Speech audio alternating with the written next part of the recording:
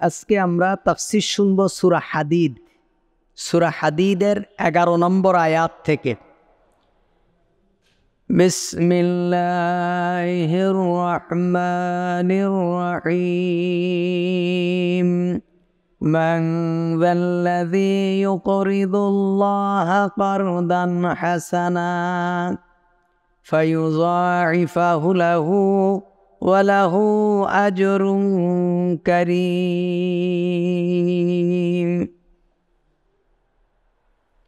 মান যাল্লাযী ইউকরিদুল্লাহ কারদান হাসানা, কে আছে এমন যে আল্লাহকে উত্তম ঋণ দেবে। ফায়ুযাইফাহু লাহু, তিনি অতঃপর তিনি তা বহুগুণে বাড়িয়ে দেবেন তার জন্য।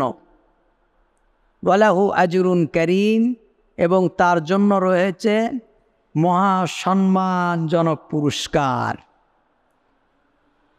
এখানে আল্লাহ তাআলা বলছেন মান যাল্লাযী ইউকরিদুল্লাহ কারদান হাসানা, কে আছে যে আল্লাহকে উত্তম ঋণ দেবে। আল্লাহকে কে দেবে? এখানে হযরত ওমর রাদিয়াল্লাহু তাআলা আনহু বলছেন, এখানে ঋণ প্রদান করার অর্থ হলো আল্লাহর পথে ব্যয় করা। হযরত ওমর বলছেন মান যাল্লাযী ইউকরিদুল্লাহ কারদান হাসানা, এখানে কারদুন মানে ঋণ। আল্লাহকে ঋণ দেওয়ার অর্থ হলো উত্তম আল্লাহর রাস্তায় খরচ করা। আবার কেউ কেউ এর অর্থ প্রদান করেছেন, আল্লাহকে উত্তম ঋণ প্রদান করার অর্থ হলো পরিবার বর্গের জন্য খরচ করা, অর্থাৎ নিজের ছেলে সন্তান, স্ত্রী, পুত্র, আত্মীয় স্বজন এদের জন্য খরচ করা। বস্তুত আল্লাহকে ঋণ দেওয়ার অর্থ হলো ভালো কাজে ব্যয় করা। যে অর্থ ভালো কাজে ব্যয় হবে সেটাই কি আল্লাহকে দেওয়া। এটা মসজিদে হোক, মাদ্রাসায় হোক, এতিমখানায় হোক, গরিব মিসকিনকে হোক, স্ত্রী সন্তানকে হোক, আত্মীয় স্বজনকে হোক, যে কোনো কল্যাণের কাজে যদি কোনো কিছু ব্যয় হয় সেটা কি হবে? আল্লাহ সুবহানাহু ওয়া তাআলাকেই দেওয়া হবে। অর্থাৎ আল্লাহর রাস্তায় দেওয়ার মানেই হলো করদে হাসানা। সেটা আল্লাহর যে কোনো রাস্তা। আপনি একজন গরিবকে দিলেও সেটা কাকে দেওয়া হবে? আল্লাহকে দেওয়া হবে। আপনি যদি একজন এতিম মিসকিনকে দেন, আল্লাহকে দেওয়া হবে। আপনি একজন মুসাফিরকে দেন, আল্লাহকে দেওয়া হবে। আপনি যদি মসজিদে দেন, আল্লাহকে দেওয়া হবে। আপনি যদি মাদ্রাসায় দেন, আল্লাহকে দেওয়া হবে। আপনি যদি এই একজন রাস্তা, একটা গর্ত আছে, সেই গর্তটা যদি আপনি ঠিক করে দেন, এটা কাকে দেওয়া হবে? আল্লাহকে দেওয়া হবে। তার মানে হলো যে কোনো ভালো কাজে আপনি ব্যয় করার অর্থই হলো আল্লাহ সুবহানাহু ওয়া তাআলাকে ঋণ দেওয়া। এ কারণে একটা হাদিসে এসেছে, কিয়ামতের দিন দরিদ্র ব্যক্তিরা বলবে, আল্লাহ তাআলা বলবেন যে আমি অসুস্থ ছিলাম, তোমরা আমাকে চিকিৎসা করনি। আমি ক্ষুধার্ত ছিলাম, তোমরা আমাকে খেতে দাওনি। আমি বস্ত্রহীন ছিলাম, তোমরা আমাকে পরতে দাওনি। তখন মানুষ বলবে, রব্বুল আলামিন, আপনি তো রব, আপনি তো সব কিছুর পালনকর্তা, আপনি কিভাবে ক্ষুধার্ত থাকেন? আপনি কিভাবে বস্ত্রহীন থাকেন? আপনি কিভাবে অসুস্থ থাকেন? আল্লাহ তাআলা বলবেন, তোমার একজন প্রতিবেশী কিংবা অমুক ক্ষুধার্ত ছিল, তুমি যদি তাকে খেতে দিতে তাহলে সেটা আমাকেই দেওয়া হতো। সুবহানাল্লাহ। তুমি একজন অসহায় মানুষকে যদি সাহায্য করতে, সেটা আমাকেই করা হতো। একজন দরিদ্র, একজন অসুস্থ মানুষকে যদি তুমি সেবা করতে, সেটা আমাকেই করা হতো। একজন বস্ত্রহীন মানুষকে যদি তুমি কাপড় দিতে, সেটা আমি আল্লাহকেই দেওয়া হতো। তার অর্থ হলো মান যাল্লাযী ইউকরিদুল্লাহ কারদান হাসানা, যে ব্যক্তি কে আছে যে আল্লাহকে উত্তম ঋণ দেবে। আল্লাহকে উত্তম ঋণ দিলে কি হবে? ফায়ুযাইফাহু লাহু, আল্লাহ তা বহুগুণে বাড়িয়ে দেবেন। আপনি 10 টাকা খরচ করবেন, আল্লাহ সুবহানাহু ওয়া তাআলা এই 10 টাকার বিনিময়ে আপনাকে বহু বহু বহু গুণে তা বাড়িয়ে দেবেন। এবং কি আছে? ওয়ালাহু আজরুন কারীম, এবং তার জন্য রয়েছে সম্মানজনক পুরস্কার। এই আয়াত যখন নাজিল হলো, আব্দুল্লাহ ইবনে মাসউদ রাদিয়াল্লাহু তাআলা আনহু থেকে বর্ণিত যে এই মান যাল্লাযী ইউকরিদুল্লাহ কারদান হাসানা, এই আয়াত যখন নাজিল হলো, তখন আবু দারদা আনসারী রাদিয়াল্লাহু তাআলা আনহু ইনি রসুল করিম সাল্লাল্লাহু আলাইহি ওয়াসাল্লামের কাছে এসে বললেন, ইয়া রাসূলুল্লাহ, আল্লাহ কি আমাদের কাছে উত্তম ঋণ চেয়েছে?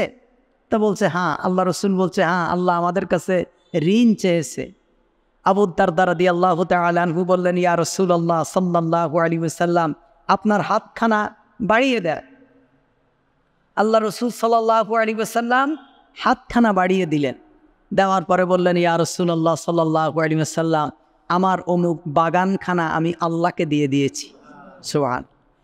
সেই বাগানে তৎকালীন সময়ে 600 খুরমা খেজুর গাছ ছিল। খেজুর গাছ ছিল 600।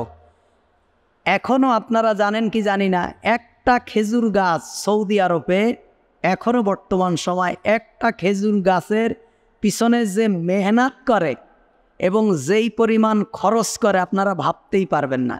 আপনারা মনে করেন 1 কেজি খেজুর 2000-3000 টাকা বিক্রি হয়। এই একটা খেজুর গাছের পিছনে ওরা হাজার হাজার লক্ষ রিয়াল খরচ করে ফেলে। এই খেজুর গাছ খুব শৌখিন, একে চমৎকারভাবে পরিচর্যা করা লাগে। তো সেই সময় 600 খেজুর গাছ বিশিষ্ট একটা বাগান, যেই বাগানের ভিতরে আবু দারদা রাদিয়াল্লাহু তাআলা আনহু ঘর করে থাকতেন। বাগান দিয়ে দিলেন। দিয়ে বাগানের কাছে গিয়ে স্ত্রীকে বললেন যে তুমি বের হয়ে আসো, কারণ আল্লাহকে এই বাগানটা আমি আল্লাহকে দিয়ে দিয়েছি। সুবহানাল্লাহ। তাই স্ত্রী তার ছেলে সন্তান এবং তার আসবাবপত্র নিয়ে বের হয়ে এসে বললেন, তুমি আল্লাহর সাথে চমৎকার ব্যবসা করেছো। সুবহানাল্লাহ। তুমি আল্লাহর সাথে একটা উত্তম ব্যবসা করেছো, কারণ আল্লাহ বলেছেন, হাল আদুল্লুকুম আলা তিজারান, আমি কি তোমাদেরকে একটা উত্তম ব্যবসার কথা বলবো না? তুনজিকুম মিন আযাবিন আলিম, যে ব্যবসাটা যদি তোমরা করতে পারো তাহলে তোমরা জাহান্নামের আগুন থেকে বেঁচে যাবে। তুমিনুনা বিল্লাহ, আল্লাহর প্রতি ঈমান আনা। সাহাবীদের ঈমান এমন ছিল যে আল্লাহর জন্য দিয়ে দিতেন, যা চাইতেন দিয়ে দিতেন। আমরা তো আজকে পকেটে বেরই করি না। তখন এই প্রসঙ্গে রসুল করিম সাল্লাল্লাহু আলাইহি ওয়াসাল্লাম বললেন, আল্লাহর জান্নাতে আবু দারদা রাদিয়াল্লাহু তাআলা আনহুকে ফলে ভারে নুয়ে বহু সংখ্যক আল্লাহ তাআলা জান্নাতের ভিতরে আবু দারদা রাদিয়াল্লাহু তাআলা আনহুকে বহু সংখ্যক গাছ, ফলে ফুলে ভরা এমন গাছ আল্লাহ তাআলা জান্নাতে আবু দারদা রাদিয়াল্লাহু তাআলা আনহুকে দান করে দিয়েছে। হ্যাঁ, সুবহানাল্লাহি ওয়া বিহামদিহি। এই মানদাল্লাযী ইউকরিদুল্লাহ কারদান হাসানা, কে আছে যে আল্লাহকে উত্তম ঋণ দেবে? তার মানে কি, আপনি যে কোনো ভালো কাজে 1 টাকা ব্যয় করবেন, যে কোনো ভালো কাজে। আপনি একটা অমুসলিম, একটা হিন্দু, একটা খ্রিস্টান, একটা অমুসলিম, তাকেও যদি আপনি 10 টাকা দেন, সেটা কি দেওয়া হবে? ভালো কাজে দেওয়া হবে। এজন্য যে কোনো ভালো কাজে, আপনি একজনের বিয়ে হচ্ছে না, দরিদ্র, আপনি তারে কিছু সহযোগিতা করলেন। একজন মানুষ চিকিৎসা করতে পারছে না, তাকে কিছু সহযোগিতা করলেন। একজন মানুষের খারাপ অবস্থা যাচ্ছে, আপনি সহযোগিতা করলেন। একজনের ছেলে পড়াশুনো করতে পারছে না, অর্থের অভাবে, আপনি সহযোগিতা করলেন। সবগুলো হলো ভালো কাজ। এই ভালো কাজে যদি আপনি আপনার হাতকে প্রসারিত করে দেন, আল্লাহ তাআলা বলছেন, ওয়ালাহুন আজরুন কারীম, তার জন্য রয়েছে মহা সম্মানজনক পুরস্কার। আল্লাহ সুবহানাহু ওয়া তাআলা তাকে মহা পুরস্কারে ভূষিত করবেন। ইয়াউমা তারাল মুমিনিনা ওয়াল মুমিনাতি ইয়াসআ নূরুহুম বাইনা আইদিহিম, সেদিন আপনি দেখতে পাবেন মুমিন পুরুষদেরকে এবং মুমিন নারীদেরকে। আল মুমিনিনা ওয়াল মুমিনাত, সেদিন আপনি দেখতে পাবেন মুমিন পুরুষ এবং মুমিন নারীদেরকে। নূরুহুম বাইনা আইদিহিম, তাদের নূর ছুটে চলছে তাদের সামনে। বিআইমানিহিম, এবং তাদের ডানে। বুশরাকুমুল ইয়াউমা জান্নাতুন তাজরি মিন তাহতিহাল আনহার খালিদিনা ফিহা, বলা হবে আজ তোমাদের জন্য সুসংবাদ, এমন জান্নাতের যার তলদেশ দিয়ে প্রবাহিত রয়েছে নহরসমূহ, এবং সেখানে তারা হবে চিরস্থায়ী। যালিকা হুয়াল ফাউজুল আযীম, এটাই মহা সফলতা। এখানে বলা হচ্ছে সেদিন দেখতে পাবে মুমিন পুরুষ এবং মুমিন নারীদেরকে তাদের নূর ছুটে চলছে তাদের সামনে এবং ডানে এবং বায়ে।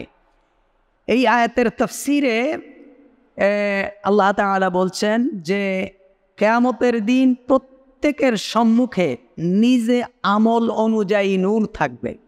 অর্থাৎ কিয়ামতের দিন তো প্রচণ্ড বিদঘুটে অন্ধকার, সেদিন সূর্যের আলো থাকবে না, চন্দ্রের আলো থাকবে না, তারকারাজিও থাকবে না। সেদিন রাস্তা কি দিয়ে দেখবে মানুষ? পুল সিরাতের এই কঠিন পুল মানুষ কি দিয়ে পার হবে? বিদঘুটে অন্ধকার। কিন্তু প্রত্যেককে তার আমল অনুযায়ী আল্লাহ সুবহানাহু ওয়া তাআলা নূর দান করবেন। যার যেই পরিমাণ আমল তাকে সেই পরিমাণ নূর দিবেন, আলো দিবেন।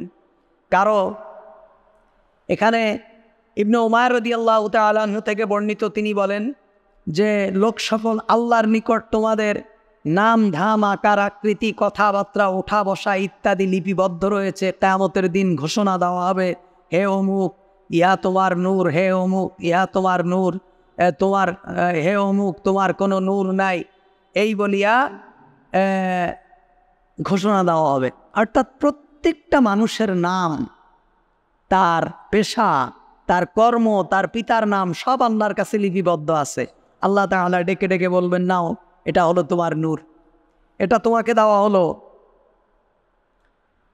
আরেকটি হাসান রাদিয়াল্লাহু তাআলা আনহু বলেন, পুল সিরাতের উপরে ঈমানদারের নূর তাহাদিগের সম্মুখভাবে এবং পিছনে তাদের নূর চলতে থাকবে।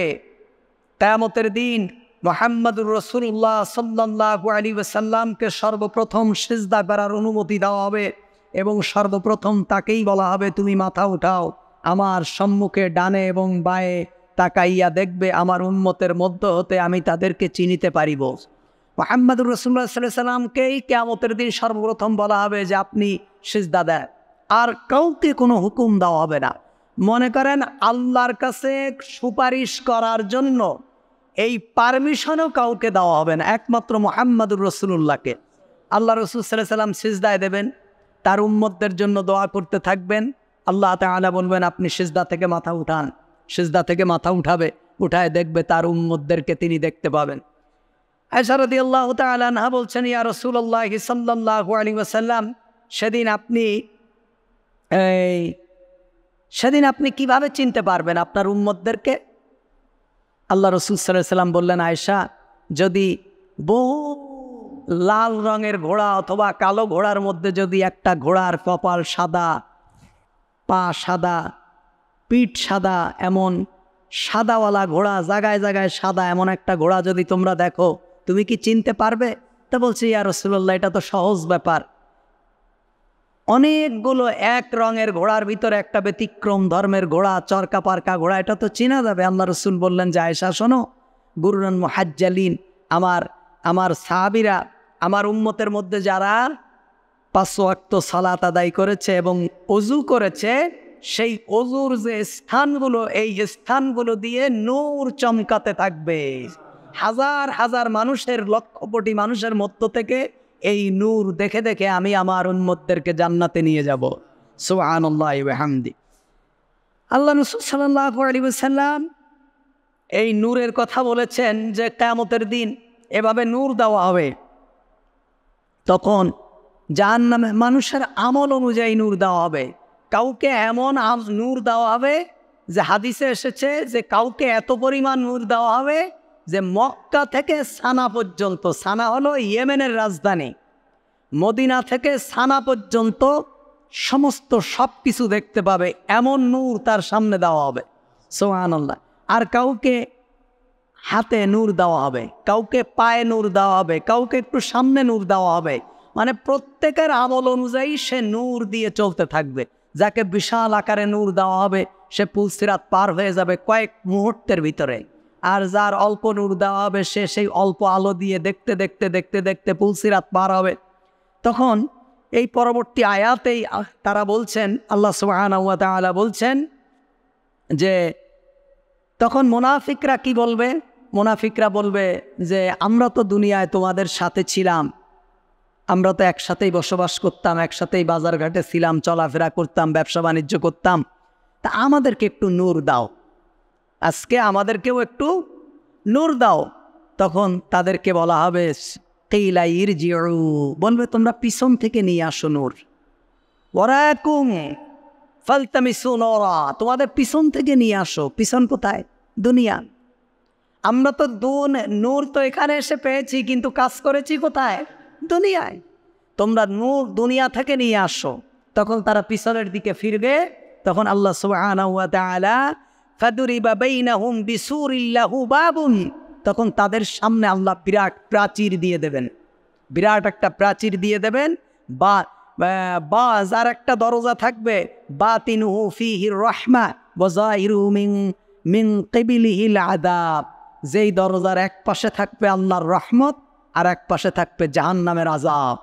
সুতরাং মুনাফিক যারা কাফির, যারা দুনিয়া ইমানের কাজ করেনি, তারা অন্ধকারের ভিতরে নিমজ্জিত হবে এবং তারা জাহান্নামের ভিতরে নিমজ্জিত হয়ে যাবে, তাদেরকে আর নূর দেওয়া হবে না। আল্লাহ তাআলা সে কথাই বলছেন যে ইয়াউমা ইয়াকুলুল মুনাফিকুনা ওয়াল মুনাফিকাতু লিল্লাযীনা আমানু উনজুরনা নাকতাবিস মিন নূরিকুম কিলা ইরজিউ ওয়ারাআকুম ফালতামিসু নূরা ফাদুরিবা বাইনাহুম বিসুরিন লাহু বাবুন বাতিনুহু ফীহির রাহমা ওয়া যাহিরুহু মিন কিবলিহিল আযাব। ইয়াউমা ইয়াকুলুল মুনাফিকুনা ওয়াল মুনাফিকাত, সেদিন মুনাফিক পুরুষ এবং মুনাফিক নারীরা যারা ঈমান এনেছিল তাদেরকে বলবে, ইয়াকুলু লিল্লাযীনা আমানু, যারা ঈমান এনেছিল তাদেরকে বলবে, অর্থাৎ দুনিয়ায় একই সাথে বসবাস করেছে, একজন কোরআন মেনেছে আর একজন কোরআনের বিরোধিতা করেছে, কিন্তু একই সাথে ছিল, একই সাথে চলাফেরা, একই সাথে ওঠা বসা, একই সমাজে বসবাসকারী। অথবা মুসলমানদেরকে ধোঁকা দিয়েছে, মুসলমানদেরকে বলেছে না ভাই আমরা তোমাদের সাথে আছি, দিনের বেলায় বলেছে আর রাতের বেলায় মুসলমানদেরকে পিটানোর জন্য সলা পরামর্শ করেছে। তখন ওরা কি বলবে? উনজুরনা, আমাদের দিকে একটু লক্ষ্য করো, আমাদের দিকে একটু ফেরো, আমাদের দিকে একটু তাকাও। অর্থাৎ তোমাদের সামনে নূর, তোমরা হাঁটতেছো, দেখবেন চলতে চলতে অনেক সময় পিছনের দিকে একটু লাইট মারা লাগে, মানে তোমরা রাস্তাটা দেখে আসো, তা আমাদের দিকে একটু ফেরো, আমরা একটু তোমার আলো দেখে দেখে পুলসিরাতটা পার হয়ে যাই। উনজুরনা নাকতাবিস মিন নূরিকুম, আমরা যেন আরোহণ করতে পারি তোমাদের নূর থেকে একটু নূর, আমাদের দিকে একটু ফেরো, আমরা তোমাদের কাছ থেকে একটু আলো নিতে পারি কিনা। নাকতাবিস, আমরা কিছু একটু নিতে পারি তোমাদের থেকে, মিন নূরিকুম, তোমাদের নূর থেকে আমরা একটু আলো নিতে পারি। এই আয়াতের তাফসিরে বলা হচ্ছে, একজন অন্ধ ব্যক্তির কাছ থেকে, যেমন একজন চক্ষুমান ব্যক্তির কাছ থেকে একজন অন্ধ ব্যক্তি যেমন দৃষ্টি নিতে পারে না, চোখের আলো নিতে পারে না, রাস্তা দেখাতে পারে, একজন অন্ধ ব্যক্তিকে হাত ধরে ধরে নিয়ে যেতে পারে, কিন্তু আমি যেমন দেখছি এই দেখার ক্ষমতাটা আমি ইচ্ছা করলেও একজন অন্ধ ব্যক্তিকে দেখাতে পারবো না। তা কিয়ামতের দিন তারা বলবে যে আমাদেরকে একটু দেখাও, তোমাদের আলোটা আমাদের একটু দাও। তখন ইমানদাররা কি বলবে? কিলা ইরজিউ, তোমরা, তখন তাদেরকে বলা হবে তোমরা ফিরে যাও, ইরজিউ, ফিরে যাও, ওয়ারাকুম, তোমাদের পেছনের দিকে ফিরে যাও। অর্থাৎ ভাই দরকার তুমি একটু পিছন থেকে নাও, ভাই আমি তো একটু দ্রুত হাঁটতেছি, তুমি পিছন থেকে আলোটা নাও। ফালতামিসু নূরা, তখন তাদেরকে বলা হবে এবং খুঁজে নাও তোমাদের আলো, পিছনের থেকে আলোটা নিয়ে নাও। সামনের জনরে বলবে, সেখানে কোনো ভালোবাসা চলবে না, সেখানে কেউ কারো পরিচয় দেবে না, দুনিয়ায় এত মহাব্বাত, তখন কোনো মহাব্বাতে আর কোনো কাজ হবে না। তখন বলবে যে তোমরা ফিরে যাও এবং পিছন থেকে আলো খুঁজে নাও। ফাদুরিবা বাইনাহুম বিসুরিন লাহু বাবুন, অতঃপর তাদের উভয়ের দলের মাঝে খাড়া করে দেওয়া হবে একটি দেয়াল, যার থাকবে একটি দরজা। যখন সে পিছনের দিকে ফিরবে, সামনের দিকে ফিরে দেখবে যে সেই আমার বন্ধু আর নেই, তার আর আমার মাঝে আল্লাহ তাআলা একটা দেয়াল, প্রাচীর খাড়া করে দিয়েছে, যার একটা দরজা আছে, বাতিনু ফীহির রাহমাহ, তার ভেতরের দিকে আল্লাহর রহমত। ভিতরে তো নূর আলা ঢুকেই গেছে। আর কি এই বাতিনুহু ফীহির রাহমা ওয়া যাহিরুহু মিন কিবালিহিল আযাব, এবং বাইরে তার সামনে থাকবে আযাব। যেই দেয়াল আল্লাহ খাড়া করে দেবেন সেই দেয়ালের বাইরে থাকবে, ভিতরে থাকবে আযাব, আর বাইরে থাকবে কি আল্লাহর রহমত। ইউনাদুনাহুম আলাম নাকুম মাআকুম, তারা ওদেরকে মুমিনদেরকে ডেকে বলবে আমরা কি দুনিয়াতে তোমাদের সাথে ছিলাম না? আলাম নাকুম মাআকুম, আমরা কি দুনিয়াতে তোমাদের সাথে ছিলাম না? তোমরা আজকে আমাকে এত পর ভাবো কেন? আমরা তো একসাথেই ছিলাম, সলা পরামর্শ যা করার দরকার আমরা তো একসাথেই করতাম, একই সমাজে বাস করতাম, একই সমাজে বিচার আচার করতাম, একসাথেই মসজিদে নামাজ পড়তাম, একই বাজারে বাজার করতাম, একসাথে খাইতাম, একসাথে ঘোরাফেরা করতাম। আলাম নাকুম মাআকুম, আমরা কি তোমাদের সাথে ছিলাম না? ক্বালু বালা, মুমিনরা বলবে হ্যাঁ, কেন নয়, ওয়াই নট, হ্যাঁ তোমরা তো আমার সাথে ছিলে, আমরা একসাথেই এক সমাজে বসবাস করেছি। ওয়ালাকিন্নাকুম ফাতানতুম, তবে হ্যাঁ তোমরা নিজেরা বিপদে ফেলেছো আনফুসাকুম, নিজেদেরকে, তোমরা নিজেরা নিজেদেরকে বিপদে ফেলে দিয়েছ। একসাথে ছিলাম ঠিকই, আমি নামাজে যেতাম তুমি চার দোকানে যেতে, আমি রোজা থাকতাম তুমি রোজা থাকতে না, আমি কোরআন পড়তাম তুমি কোরআন পড়তে না, আমি কোরআন মানতাম তুমি কোরআনের বিরোধিতা করতে, আমি ডাইনপন্থী ছিলাম তুমি বামপন্থী ছিলে, আমরা একসাথেই ছিলাম, কিন্তু তোমরা নিজেরা নিজেদের ক্ষতি করে ফেলেছো। আমরা নামাজে বলি না আল্লাহুম্মা ইন্নী যালামতু নাফসি যুলমান কাসীরা ওয়া লা ইয়াগফিরুয যুনুবা ইল্লা আনতা, আল্লাহ আমি আমার নিজের নফসের উপরে জুলুম করেছি। তার মানে কি, মূলত আমি যদি আল্লাহর গোলামি না করি, মূলত আমি আমার ক্ষতি করি। আমি যদি নামাজ না পড়ি, রোজা না রাখি, হজ না করি, জাকাত না দেই, ঘুষ খাই, মানুষ খুন করি, আল্লাহ তাআলার উলুহিয়াত রুবুবিয়াত, আল্লাহ তাআলার খোদাইত্বের কোনো ক্ষতি হবে না? আল্লাহর এই মহা ব্যবস্থাপনার বিন্দুমাত্র ক্ষতি হবে না? সারা দুনিয়ার মানুষ আল্লাহর কোরআনের বিরোধিতা করুক, আল্লাহর কি হবে? বিরোধিতা করবেও এক সময়, যখন মুমিনরা থাকবে না, কিয়ামতের আগে কাফেরদের দিয়ে সারা দুনিয়া ভরে থাকবে। কেন আল্লাহ বলার একজন ব্যক্তি থাকবে না, লক্ষ কোটি মানুষের ভিতরে আল্লাহর খোদাইত্বের কোনো ক্ষতি হবে? কিচ্ছু হবে না। মূলত আমরা কোরআন মানি, কোরআনের আন্দোলন করি, নামাজ পড়ি, রোজা রাখি, হজ করি, জাকাত দেই, যা করি কার জন্য? আমাদের জন্য। আমরা যদি না করি তাহলে এই কিয়ামতের দিন বলা হবে কি, ওয়ালাকিন্নাকুম ফাতানতুম আনফুসাকুম, তোমরা নিজেরা নিজেদেরকে ক্ষতি করেছো। অর্থাৎ মুমিন এবং মুনাফিকদের মধ্যে আল্লাহ তাআলা বিরাট প্রাচীর আড়াল করে দেবেন। একটি মাত্র দরজা থাকবে, যে দরজা দিয়ে মুমিনরা জান্নাতে প্রবেশ করবে, সে দরজার ভেতরে থাকবে জান্নাত আর বাহিরে থাকবে জাহান্নাম। অর্থাৎ তাদেরকে যদি নূর দেওয়া না হয়, তারা অন্ধকারে পথ চলতে না পেরে জাহান্নামের ভিতরে পড়ে যাবে, আর মুমিনরা নূর দিয়ে পথ চলতে চলতে আল্লাহর জান্নাতে চলে যাবে। সুবহানাল্লাহ। মুমিনরা বলবে দুনিয়াতে আমরা, মুনাফিকরা বলবে দুনিয়াতে আমরা তোমাদের সাথে ছিলাম, একই মুসলিম সমাজে মুসলিম পরিচয় দিয়ে বসবাস করেছি, তোমাদের সাথে নামাজ পড়েছি, রোজা রেখেছি, হজ করেছি, জাকাত দিয়েছি, তোমাদের সাথে বিবাহ শাদী আত্মীয়তার সম্পর্ক ছিল, তবে কেন আজ আমাদেরকে ফেলে তোমরা চলে যাচ্ছ? আমাদেরকে একটু রাস্তা দেখাও না কেন?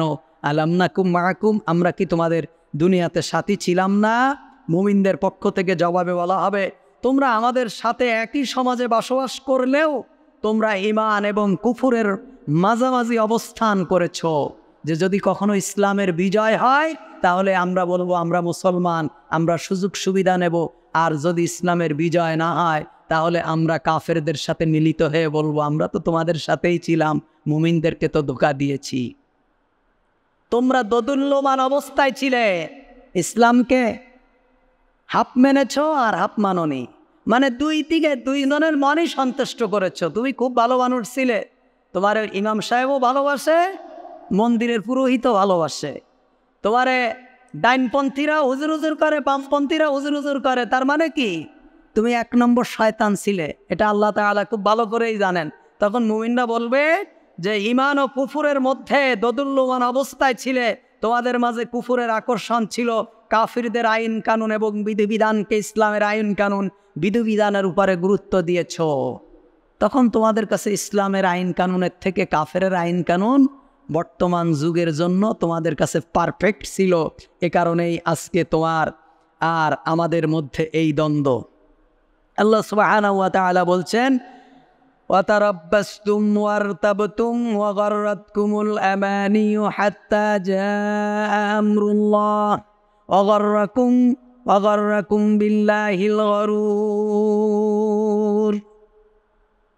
আর অপেক্ষায় ছিলে আমাদের অকল্যাণের এবং রসুলের আনিত দিন সম্পর্কে সন্দিহান ছিলে, আর তোমাদেরকে ভুলিয়ে রেখেছিল মিথ্যা আশা আকাঙ্ক্ষা। অবশেষে এসে পড়ল আল্লাহর আদেশ এবং মহাপ্রতারক শয়তান আল্লাহ সম্পর্কে তোমাদেরকে ধোকায় ফেলে রেখেছিল।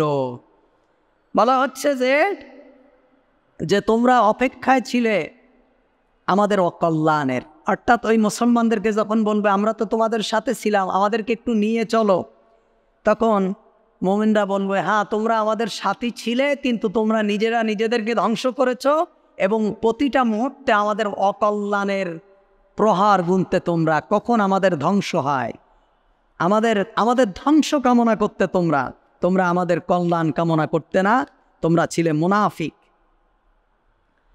সুতরাং তোমরা শয়তানের পাল্লায় পড়ে শয়তান তোমাদেরকে ধোকায় ফেলে আল্লাহর রাস্তা থেকে তোমাদেরকে ফিরিয়ে রেখেছে। আল্লাহ তাআলা বলছেন, ফালিয়াউমা লা ইউখাযু মিনকুম ফিদিয়াতুন ওয়ালা মিনাল্লাযীনা কাফারু মাওয়াকুমুন নারু হিয়া মাওলাকুম ওয়া বিসাল মাসীর।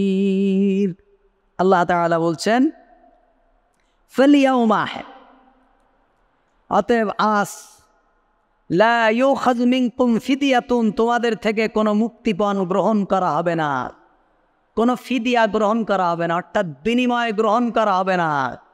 দুনিয়ায় যেমন বিপদে পড়লে টাকা খরচ করে মার্ডার কেসের আসামি খালাস হয়ে যায়, চুরি করেছে একজন জেল খাটে আরেকজন, দুনিয়ার আদালতে আছে না, একজন অপরাধ করেছে আরেকজন যাবজ্জীবন জেল হয়ে গেছে।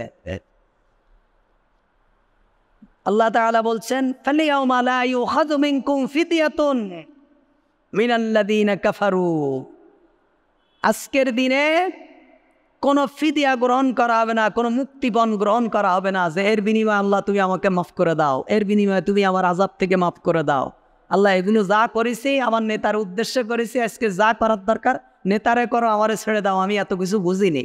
আল্লাহ বলবে তুমি বোঝনি, মানে দুনিয়ায় সব বুঝেছো, বিয়ে করেছো, বউ একটা, ছেলেবেলে আছে, আত্মীয় স্বজন আছে, এত কিছু করেছো, বাড়ি করেছো, গাড়ি করেছো, চুরি করেছো, ডাকাতি করেছো, সব বোঝো, আর এইটা বোঝনি? কোনো ফিদিয়া গ্রহণ করা হবে না মিনাল্লাযীনা কাফারু, আর না তাদের থেকে যারা কুফরি করেছিল, মাওয়াহুমুন নার, জাহান্নামী হবে তাদের শেষ ঠিকানা। এক কথায় হলো তিন ব্যক্তির থেকে আল্লাহ তাআলা কলমকে উঠায় নিয়েছেন, তিন ব্যক্তির থেকে। এক নম্বর হলো মজনুন, যারা পাগল, যারা একেবারে পাগল, বদ্ধ পাগল, ভবের পাগল না, অরিজিনালি যারা পাগল, যাদের ব্রেন নষ্ট হয়ে গেছে, আল্লাহ সুবহানাহু ওয়া তাআলা যাদের ব্রেন আউট করে দিয়েছেন, এই পাগলদের কোনো বিচার হবে না। এই পাগলরা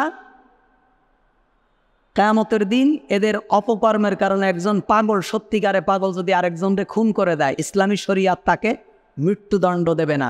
একজন পাগল যদি আরেকজনের সম্পদ খেয়ে ফেলে তার মৃত্যুদণ্ড দেবে না। কেন দেবে না? এটা গরু ছাগলের মতো, কারণ ওর মাথায় কোনো কি নেই, বুদ্ধি নেই। আরেকটা হলো as-sabiyyun hatta ya'qil, শিশু বাচ্চা, শিশুকালে শিশু, এদের কোনো দণ্ডবিধি ইসলামী শরিয়াতে কার্যকর হবে না, এবং এরা যদি কোনো অপরাধ করে তাহলে আল্লাহ তাআলা এই অপরাধের কারণে তাদের শাস্তি দেবেন না। একটা হলো পাগল, আরেকটা কি as-sabiyyu, আরেকটা হলো an-nawm, ঘুমান্ত ব্যক্তি। ঘুমান্ত ব্যক্তি যতক্ষণ হাত্তা ইয়াস্তাইকিযা, যতক্ষণ পর্যন্ত জাগ্রত না হবে। ঘুমের ঘরের ভিতরে আপনি যত ধরনের স্বপ্ন দেখেন, যত ভাবনা করেন, চিন্তা করেন, চুরি করেন, ডাকাতি করেন, খেয়ে ফেলেন, কিচ্ছু হবে না। ঘুমের ঘরে খাইলে রোজা ভাঙে নাকি? ভাঙবে না। কারণ কি? না ভাঙার কারণ হলো আল্লাহ তাআলার ফেরেশতারা তাদের থেকে কলম কি করে নিয়েছেন? গোটাই নিয়েছেন, গোটাই নিয়েছেন। পাগল থেকে কলমকে গুটিয়ে নিয়েছেন, আর শিশু বাচ্চাদের থেকে কলমকে গুটিয়ে নিয়েছেন। এছাড়া আর প্রত্যেক ব্যক্তিকে কিয়ামতের দিন হিসাব দিতে হবে, ওখানে কোনো জবাবদিহি চলবে না। কিংবা যে আল্লাহ এই কারণে হয়নি, এই কারণে হয়নি, সংসারের কারণে হয়নি, এই হয়নি, সেই হয়নি, কোনো ধরনের যুক্তি আল্লাহ সুবহানাহু ওয়া তাআলার কাছে কার্যকরী হবে না। এ কারণেই ওয়াহুমুন নার, তাদের ঠিকানা হবে জাহান্নাম, হিয়া মাওলাকুম, সেই তাদের অভিভাবক। অর্থাৎ জাহান্নামই তাদের অভিভাবক। কেন জাহান্নাম অভিভাবক? কারণ দুনিয়ায় ওরা যাদেরকে অভিভাবক হিসাবে মেনেছিল তারাও জাহান্নামী। তারা কোন জায়গায়? জাহান্নামী। দুনিয়ায় যেসব নেতার পিছনে ঘুরেছে, মনে করেছে ওরাই আমার অভিভাবক, ওরা আমাদেরকে জান্নাতে নিয়ে যাবে, ওরা আমাদের পরকালে পার করে দেবে, তারা মূলত শয়তানের কাজ করেছে। তারা কার কাজ করেছে?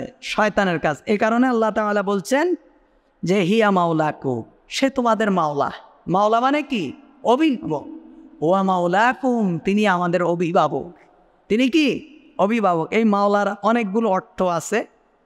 এখানে অভিভাবক, অবিসাল মাসির, আল্লাহ তাআলা বলছেন এটা কতই না নিকৃষ্ট গন্তব্যস্থল।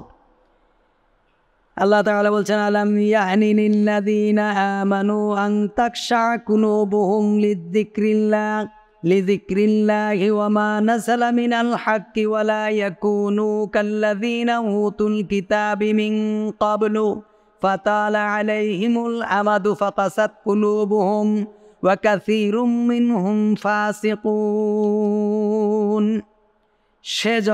সে সময় কি এখনো তাদের জন্য আসেনি যারা আমানু, ঈমান এনেছে, আন তাখশা কুলুবুহুম, যখন তাদের অন্তরসমূহ আল্লাহর স্মরণে বিগলিত হয়, লিযিকরিল্লাহ, আল্লাহর স্মরণে, ওয়া মা নাযালা মিনাল হক, এবং সত্য থেকে যা কিছু নাজিল হয়েছে, ওয়ালা ইয়াকুনু কাল্লাযীনা উতুল কিতাব, আর তারা হবে না ওদের মতো যাদেরকে ইতিপূর্বে কিতাব দেওয়া হয়েছিল, মিন ক্বাবলি ফাতালা আলাইহিমুল আমাদু ফাকাসাত কুলুবুহুম, ফলে তাদের অন্তরসমূহ কঠিন হয়ে পড়ল, ওয়া কাসীরুম মিনহুম ফাসিকুন, আর তাদের মধ্যে থেকে অধিকাংশ ছিল পাপাচারী।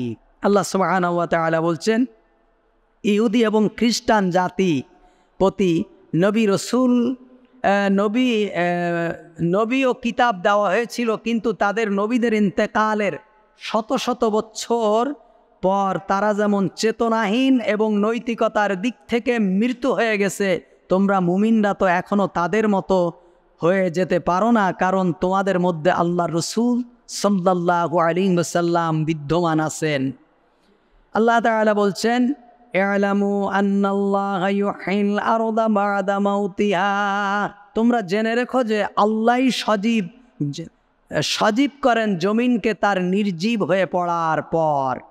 কদ বায়্যানা লাকুল আয়াতি লাআল্লাকুম তা'কিলুন, নিঃসন্দেহে আমি তোমাদের জন্য নিদর্শনাবলী সুস্পষ্টভাবে বর্ণনা করেছি, সম্ভবত তোমরা বুঝতে সক্ষম হবে।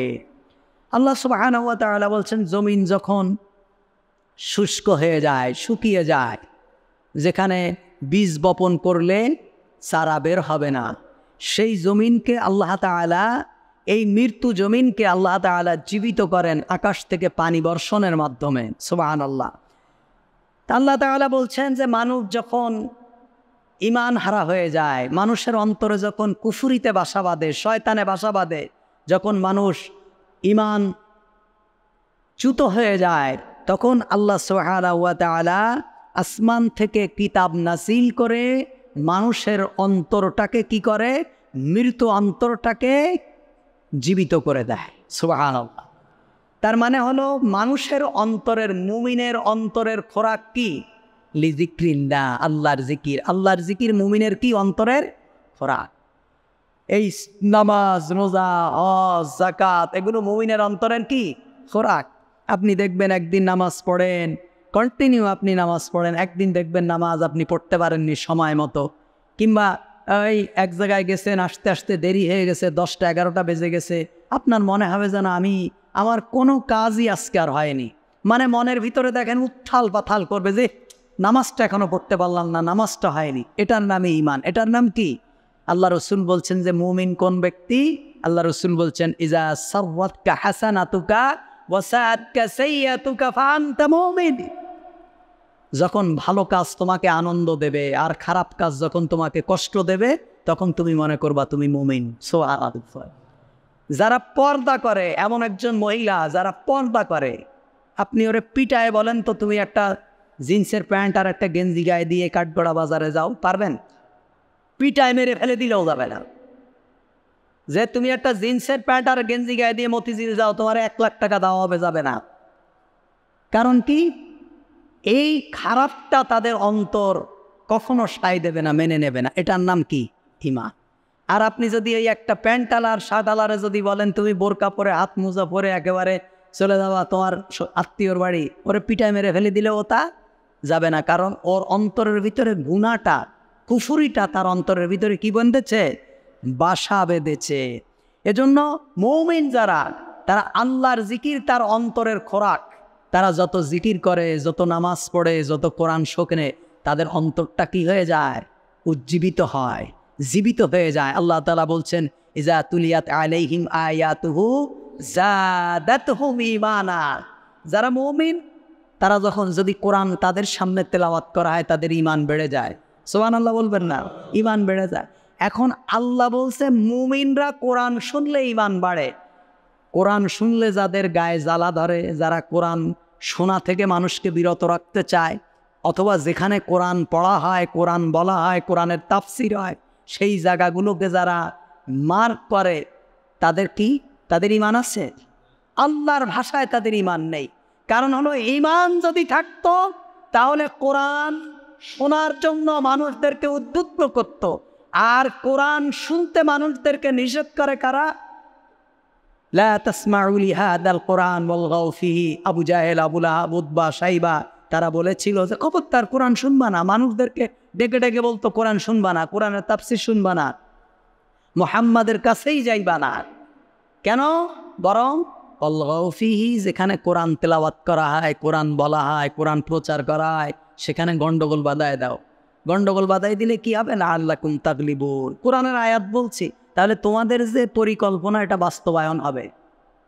তোমরা যে পরিকল্পনা নিয়ে আগাচ্ছ, বাস্তবায়ন হবে। কিন্তু আল্লাহর রহমতে আল্লাহ তাআলা বলছেন ইউরিদুনা লিইউতফিউ নূরাল্লাহি বিআফওয়াহিহিম। তারা মুখের ফু দিয়ে কোরআনকে নিভায় দিতে চায়।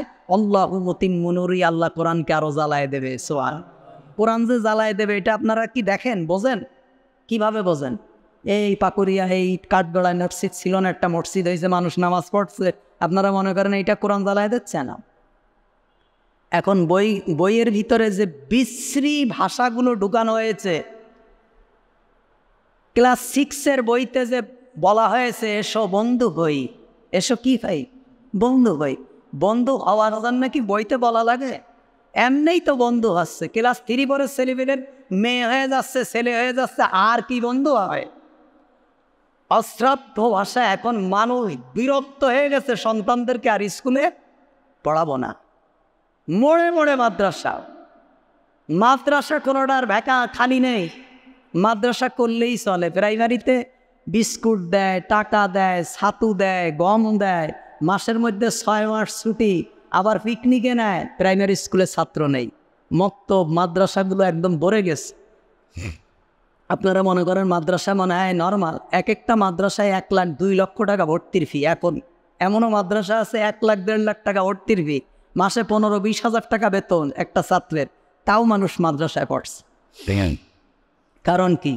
এর একটাই কারণ হলো ওরা যত চায় মানুষকে সেকুলার করতে, যত বাচ্চাদেরকে বিনোদন দিয়ে ধর্ম থেকে ফিরায় রাখতে চায়, তত আল্লাহ তাআলা অভিভাবকের মাথায় এই মগজে এইটা ঢুকায় দেয় যে ওদের পরিকল্পনা যদি তোমরা শুনতে শোনো, আগামী দিন তোমাদেরকে বৃদ্ধাশ্রমে থাকতে হবে, এখনো তোমাদের সন্তানদেরকে মাদ্রাসায় ঢুকাও। সুবহানাল্লাহ। তা ওরা পরিকল্পনা করে, আল্লাহ কৌশল করে। আল্লাহ তাআলা বলছে আমাকারু মাকরাল্লাহ আল্লাহু খায়রুল মাকিরিন। তোমরা পরিকল্পনা করবা আর আমি কৌশল করব। সোয়াব। ওরা পরিকল্পনা করে ওই পারে বসে বসে, কিন্তু আল্লাহ তাআলা কি করেন? কৌশল করেন। সারা দুনিয়া ধর্মীয় শিক্ষার দিকে এখন ঝুঁকে গেছে, সারা দুনিয়া। এবং বলছে যে মানুষের মন মগজে যদি ধর্মকে ঢুকাই দিতে না পারো, তাহলে আজকের এই বিশৃঙ্খলা সমাজকে কখনোই সুন্দরভাবে আর ফিরায় আনা সম্ভব। সুবহানাল্লাহ। দেন অভিভাবকদের কথা শোনেন না। ভিকারুন্নেসা এক বঙ্গবন্ধু কলেজে ৭৫ জন পরীক্ষা দিয়েছে, তার মধ্যে ৭৩ জন ফেল, তাও সরকারি কলেজ। বলেননি, সরকারি কলেজ, যেখানে শিক্ষকরা বিসিএস ক্যাডার। কারণ কি? ওরা মনে করেছে আমরা তো প্রভুর কলেজে এখন চাকরি করি। সরকারি কলেজ মানে কি? প্রভুর কলেজ, এখানে পড়াইলেও পাস, না পড়াইলেও পাস। ৭৫ জনের মধ্যে ৭৩ জন ফেল। আর তামিরুল মিল্লাত মাদ্রাসায় ১৪০০ জন পরীক্ষা দিয়ে ৬০০ জন জিপিএ 5 পেয়েছে। যারা বাংলাদেশ, আপনি থামাবে পারবেন না। ঢাকা ইউনিভার্সিটিতে 1 মাদ্রাসার ছাত্র, 2 মাদ্রাসার ছাত্র, 3 মাদ্রাসার ছাত্র, প্রত্যেক সাবজেক্টে। কারণ কি? এর কারণ হলো তোমরা ষড়যন্ত্রকেও আল্লাহ কৌশল করে।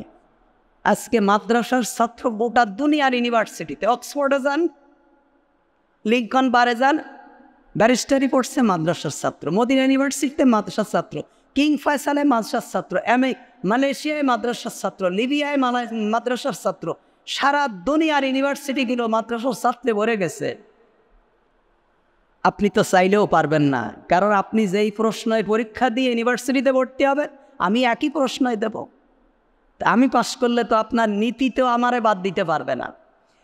এই জন্য আল্লাহ সুবহানাহু ওয়া তাআলা বলছেন যে তোমরা কৌশল করবা, তোমরা ষড়যন্ত্র করবা, আর আমি আল্লাহ তাআলা কৌশল অবলম্বন করব। মৃত জমিনকে যেমন আমি পানি দিয়ে উজ্জীবিত করি, মুমিনদের অন্তরটাকেও কোরআন দিয়ে আমি আল্লাহ তাআলা জাগিয়ে দেই। সুবহানাল্লাহ।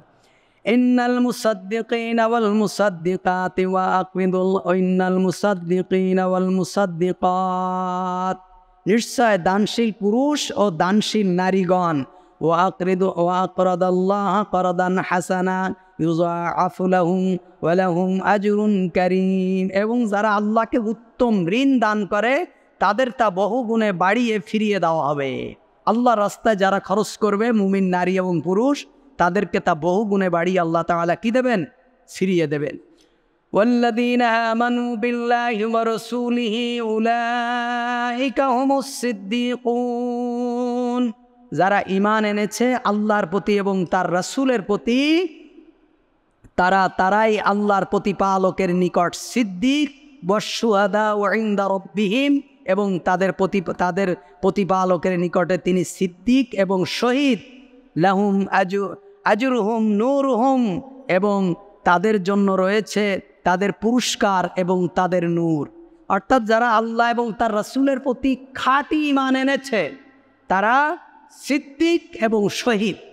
এর অর্থ হলো যে যারা আল্লাহ সুবহানাহু ওয়া তাআলার প্রতি বিনা দ্বিধায় সব কিছুকে মেনে নিয়েছে, ঈমান এনেছে, তারা মূলত সত্যবাদী, সাক্ষী দিয়েছেন, তারা সিদ্দিক, এবং এদেরকে আল্লাহ তাআলা শুহাদায়ের মর্যাদা দান করবেন। ওয়াল্লাযীনা কাফারু ওয়া কাযযাবু বিআয়াতিনা উলাইকা আসহাবুল জাহিম, আর যারা কুফরি করেছে ও আমার আয়াতসমূহকে অস্বীকার করেছে তারাই জাহান্নামের অধিবাসী।